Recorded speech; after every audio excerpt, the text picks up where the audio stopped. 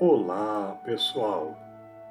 Meu nome é Mário Frigeri, sou poeta e escritor e estou convidando vocês para os meus momentos de poesia no YouTube e Facebook. Serão mais de 700 poemas e mensagens, meus e de outros poetas, interpretados com muito carinho para iluminar o seu coração. Venham comigo! Um livro que honra Kardec. Caros amigos internautas, conforme anunciamos em vídeo anterior, acaba de ser lançado pela editora da Federação Espírita Brasileira nosso livro mais recente, intitulado Kardec, uma dádiva de Deus à humanidade. Para promover a divulgação da obra, a editora nos entrevistou formulando as 3 perguntas que apresentamos a seguir com suas respectivas respostas. Abre aspas. Editora, o que diferencia esse livro de outros trabalhos biográficos sobre o codificador da doutrina espírita? Frigério, acreditamos que o foco.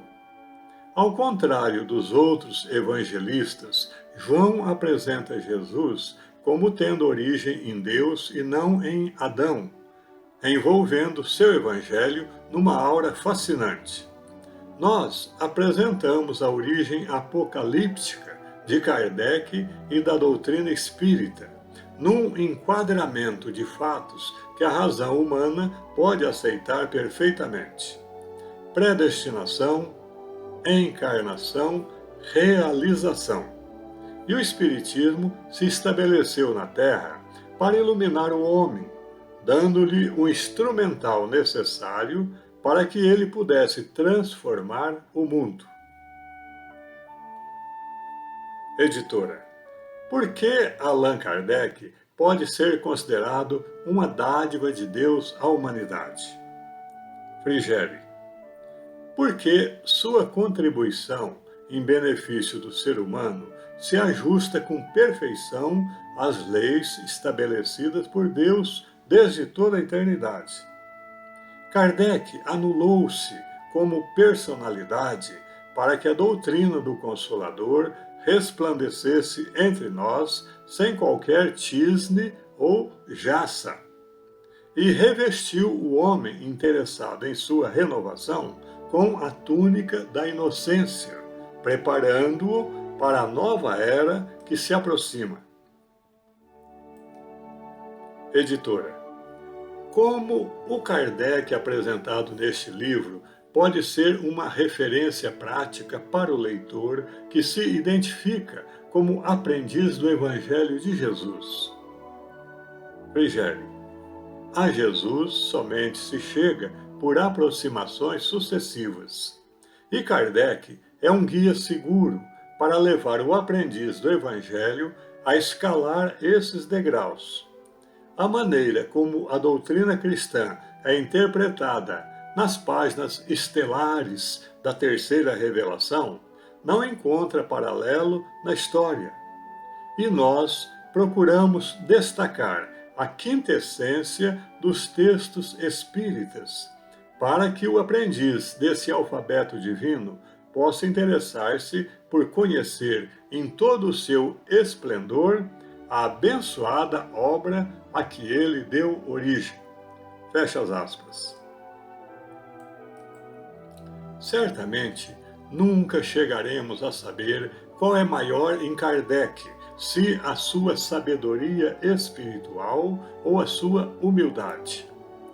Mergulhando nossa mente e coração em seus vastos escritos, vejamos numa apertada síntese como ele apresenta a obra do Consolador que foi encarregado pelas entidades superiores de corporificar no mundo.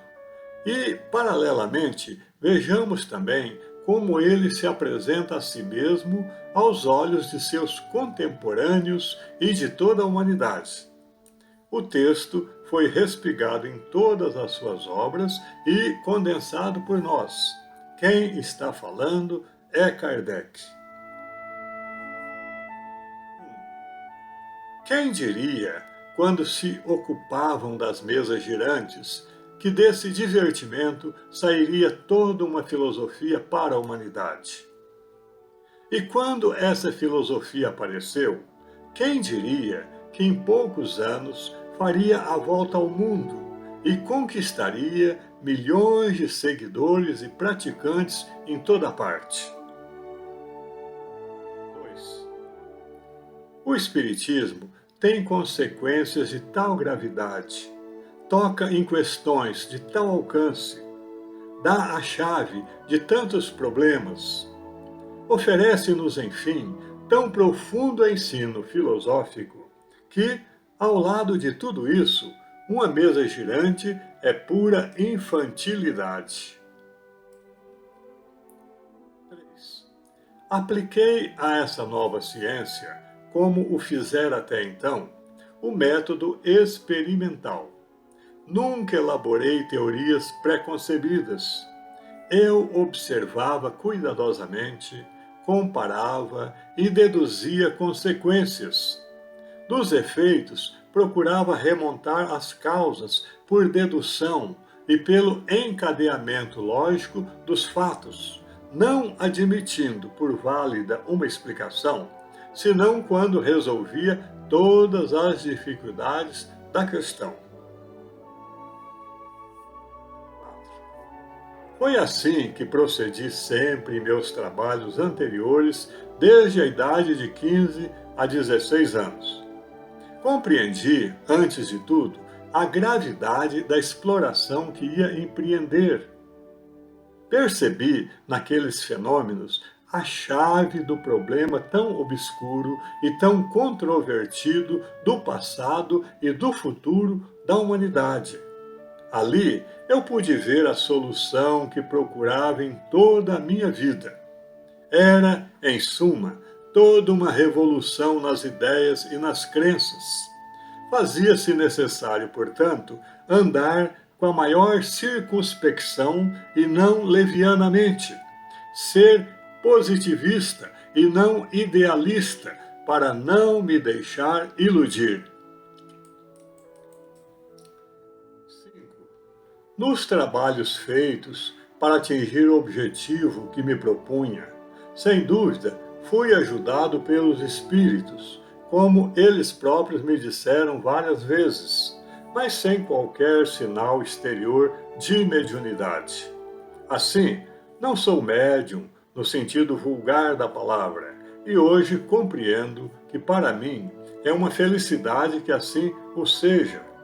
Vi muito, estudei muito, observei muito, mas sempre com o olhar impassível, e nada mais ambiciono do que ver a experiência que adquiri posta em proveito dos outros, aos quais tenho a felicidade de evitar os escolhos inseparáveis de todo aprendizado. 6. Quando um fato nos é apresentado, nunca nos contentamos com uma simples observação. Queremos vê-lo por todos os ângulos, sob todas as faces. E, antes de aceitar uma teoria, examinamos se ela corresponde a todas as circunstâncias, se nenhum fato desconhecido virá contradizê-la. Numa palavra, procuramos ver se essa teoria resolve todas as questões. Eis o preço da verdade. 7. Temos confrontado todos os fatos que nos foi possível reunir, temos comparado e comentado as instruções dadas pelos Espíritos em todos os pontos da Terra, depois temos coordenado tudo metodicamente. Numa palavra, temos estudado e publicado o fruto de nossas pesquisas, sem atribuir aos nossos trabalhos outro valor, senão o de uma obra filosófica deduzida da observação e da experiência, sem jamais nos termos arvorado em chefe de doutrina, nem ter querido impor nossas ideias a ninguém. 8. Publicando esses estudos, usamos de um direito comum, e os que os aceitaram fizeram-no livremente. Se essas ideias encontraram numerosas simpatias, é que tiveram a vantagem de corresponder às aspirações de um grande número de pessoas. Nosso maior mérito é o da perseverança e do devotamento à causa que abraçamos. Em tudo isso, temos feito o que outros poderiam ter feito como nós. Eis porque jamais tivemos a pretensão de nos crer profeta ou Messias e ainda menos de nos apresentar como tal. 9. Sem ter nenhuma das qualidades exteriores da mediunidade efetiva, não contestamos ser assistido pelos Espíritos em nossos trabalhos, pois temos provas muito evidentes para não duvidar disso. Além das ideias que reconhecemos nos serem sugeridas, é notável que assuntos de estudo e de observação, quando podem ser úteis à realização da obra, sempre nos chegam na hora certa. De sorte que os materiais e documentos do trabalho jamais nos faltam, pois nos são fornecidos de forma natural por nossos colaboradores invisíveis, como tantas coisas que o mundo atribui ao acaso. 10. Nas reuniões espíritas, os espíritos desempenham dois papéis. Uns são professores que desenvolvem os princípios da ciência, elucidam os pontos duvidosos e, sobretudo, ensinam as leis da verdadeira moral. Outros espíritos são material de observação e de estudo, que servem de aplicação. Dada a lição, a tarefa deles está acabada e a nossa principiada. Tarefa de trabalhar naquilo que nos foi ensinado, a fim de melhor compreender e de melhor apreender o seu sentido e o seu alcance. 11. É para nos deixar a oportunidade de cumprir o nosso dever que os espíritos suspendem por vezes as suas comunicações. Bem que eles nos querem instruir, mas com a condição de que secundemos os seus esforços. Eles se cansam de repetir incessantemente, mas inutilmente, a mesma coisa. Então, advertem, e se não são ouvidos, retiram-se, a fim de termos tempo para refletir. Eu me conduzi com os espíritos, portanto, como houvera feito com os homens. Para mim, os espíritos foram, do menor ao maior, meios de me informar, e não reveladores predestinados. 12. Saibam, pois, aqueles que nos atribuem uma credulidade infantil, que tomamos toda opinião emitida por um espírito como uma opinião pessoal, que não a aceitamos senão depois de havê-la submetido ao controle da lógica e dos meios de investigação fornecidos pela própria ciência espírita, meios que vós todos conheceis. O mundo invisível é um campo ainda novo de observações, e seríamos presunçosos se pretendêssemos haver sondado todas as suas profundezas, quando incessantemente novas maravilhas se apresentam aos nossos olhos. 13. Se nos enganarmos, não teremos o tolo amor próprio de persistir em ideias falsas. Há, porém, princípios sobre os quais temos certeza de não estarmos enganados. É o amor do bem, a abnegação e a renúncia a todo sentimento de inveja e de ciúme. 14. Tal é, em resumo, o ponto de vista sob o qual se deve encarar o Espiritismo. Nesta circunstância, qual foi o meu papel? Não é nem o de inventor, nem o de criador. Vi, observei, estudei os fatos com cuidado e perseverança, coordenei-os e lhes deduzi as consequências. Eis toda a parte que me cabe. Aquilo que fiz, outro poderia ter feito em meu lugar. Em tudo isto, fui apenas um instrumento dos pontos de vista da providência. E dou graças a Deus e aos bons espíritos por terem querido servir-se de mim. 15. É uma tarefa que aceitei com alegria e da qual me esforcei por me tornar digno, pedindo a Deus que me desse as forças necessárias para realizá-la segundo a sua santa vontade. A tarefa, entretanto, é pesada, mais pesada do que podem supô-la.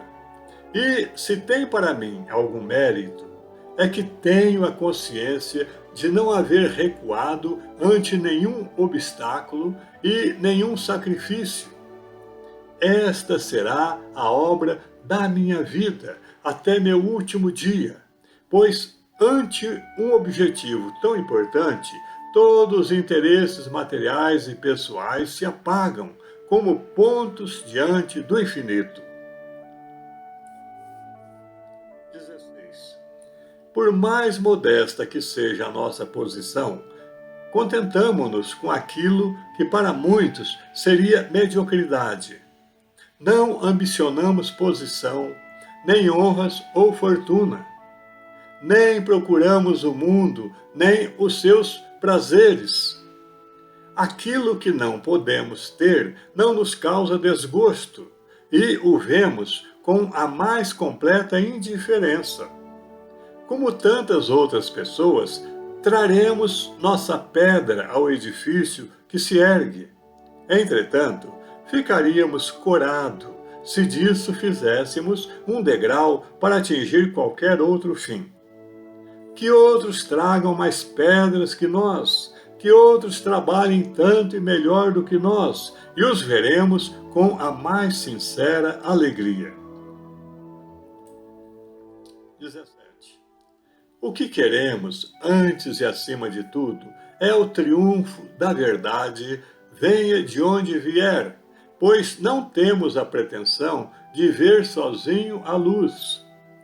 Se disso deve surgir alguma glória, o campo a todos está aberto, e estenderemos a mão a todos aqueles que neste duro percurso da vida nos seguirem lealmente, com abnegação e sem segundas intenções pessoais. 18. Deus me guarde de ter a presunção de me julgar o único capaz ou mais capaz do que qualquer outro, ou o único encarregado de realizar os desígnios da providência. Não! Tal pensamento está longe de mim. Neste grande movimento renovador, tenho minha parte da ação.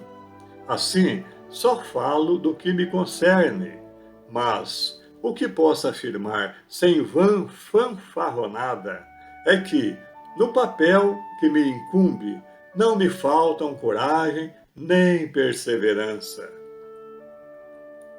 19. Jamais falhei, mas hoje que vejo o caminho iluminar-se com uma claridade maravilhosa, sinto as forças crescerem. Jamais duvidei, mas hoje, graças às novas luzes que a Deus aprouve dar-me, estou certo, e o digo a todos os nossos irmãos com mais segurança do que nunca: coragem e perseverança, porque um deslumbrante sucesso irá coroar os nossos esforços. Porque sabeis que sou sozinho para uma tarefa cuja extensão dificilmente imaginam. E essa extensão necessariamente aumenta com o desenvolvimento da doutrina. 20. Aos que nos dizem, coragem, diremos que jamais recuaremos diante de nenhuma das necessidades de nossa posição, por mais duras que sejam. Que contem conosco, como nós contamos também no dia da vitória, encontrar neles os soldados da véspera, e não os soldados do amanhã. Estamos rigorosamente com a verdade, dizendo que não há para nós um só dia de repouso absoluto, e que, apesar de toda a nossa atividade, é-nos materialmente impossível bastar a tudo. 21. Depois que iniciei a obra, nunca mais me foi dado saber o que é repouso. Pelo contrário, mais de uma vez sucumbi ao excesso de trabalho, tive abalada a saúde e comprometida a existência. Porque o tempo e as forças do homem têm um limite, e eu confesso que as minhas, de algum tempo para cá, me vão faltando, e não posso ter o repouso que por vezes me seria tanto mais necessário quanto sou sozinho para dar conta de tudo. 22. Para trabalhos como o nosso, é preciso, de certo modo, um local consagrado, onde nada possa perturbar o recolhimento. Essa foi a obra de minha vida. A ela dei todo o meu tempo, sacrifiquei meu repouso e minha saúde, porque o futuro estava escrito em minha frente em caracteres irrecusáveis. E, finalmente, Senhor, pois que te dignaste lançar os olhos sobre mim, para cumprimento dos teus desígnios, faça-se a tua vontade. Está nas tuas mãos a minha vida. Dispõe do teu servo. Reconheço a minha fraqueza diante de tão grande tarefa. A minha boa vontade não desfalecerá. As forças, porém, talvez me traiam. Supre a minha deficiência. Dá-me as forças físicas e morais que me forem necessárias. Ampara-me nos momentos difíceis, e com o teu auxílio e dos teus celestes mensageiros, tudo envidarei para corresponder aos teus desígnios. Esse é o missionário, cuja grandeza moral e espiritual apenas debuxamos neste vídeo, que o amigo internauta encontrará no livro Kardec, uma dádiva de Deus à humanidade.